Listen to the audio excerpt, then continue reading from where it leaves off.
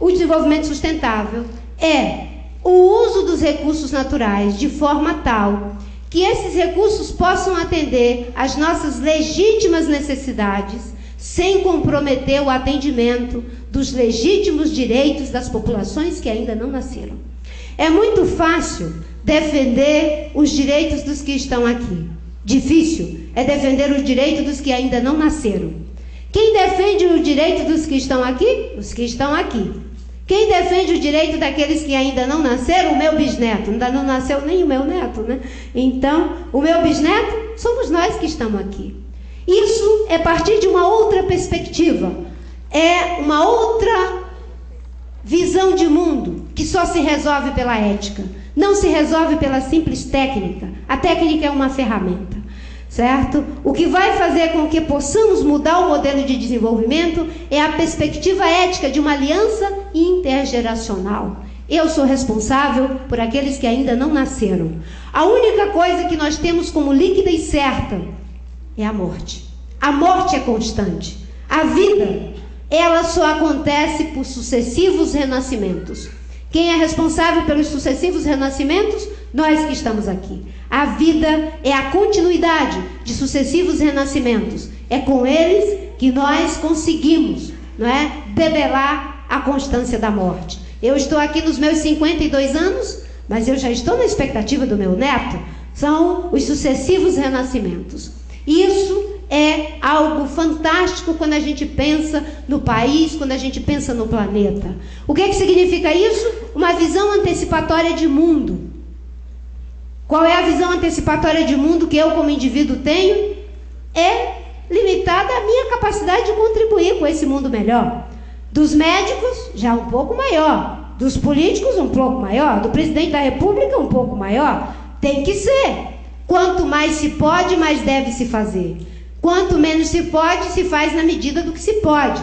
E às vezes um pouco mais. Senão, que vantagem haveria em fazer só aquilo que podemos, né? Ninguém sairia do lugar. É preciso, às vezes, ousar e sonhar com o impossível. Então, na perspectiva de aliança intergeracional, com esse compromisso ético, mudar modelo de desenvolvimento para que aqueles que ainda não nasceram possam gozar dos mesmos bens e dos serviços ambientais que a natureza dispõe para nós.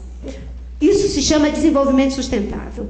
A ideia de desenvolvimento sustentável pressupõe várias dimensões. Existe uma dimensão econômica, existe uma dimensão social, existe uma dimensão ambiental, uma dimensão cultural, uma dimensão estética, uma dimensão política e uma dimensão ética.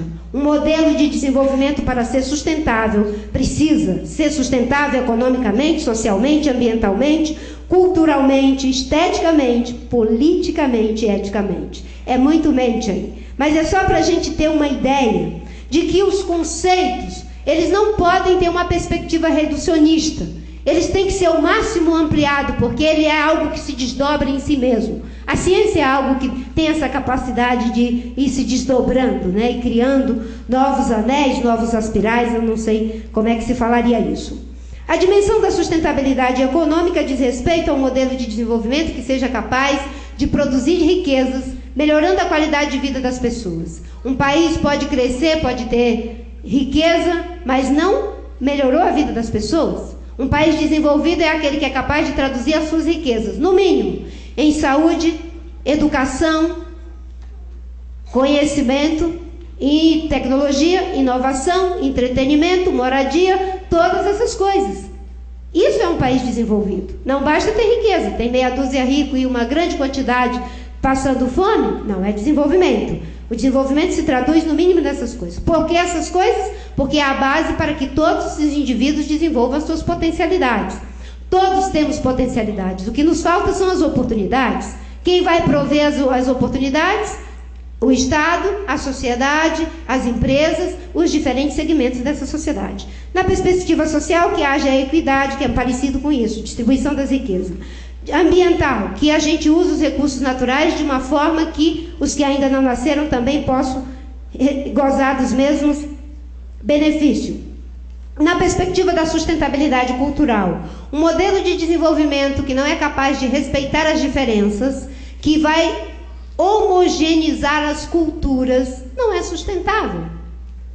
Não há fazer a troca entre diferentes culturas. Eu quero ouvir o rock americano, mas é bom também que os americanos ouçam o samba brasileiro. Isso é a troca, é a diferença, certo?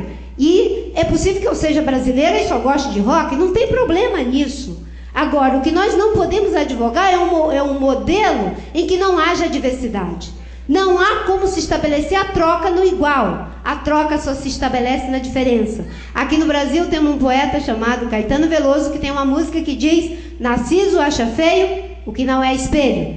Infelizmente a humanidade vai sempre por esse caminho de achar feio o que não é espelho. Então o que não é espelho eu trato de tornar igual para que possa parecer comigo. Olha, se todo mundo parecer comigo, enfim...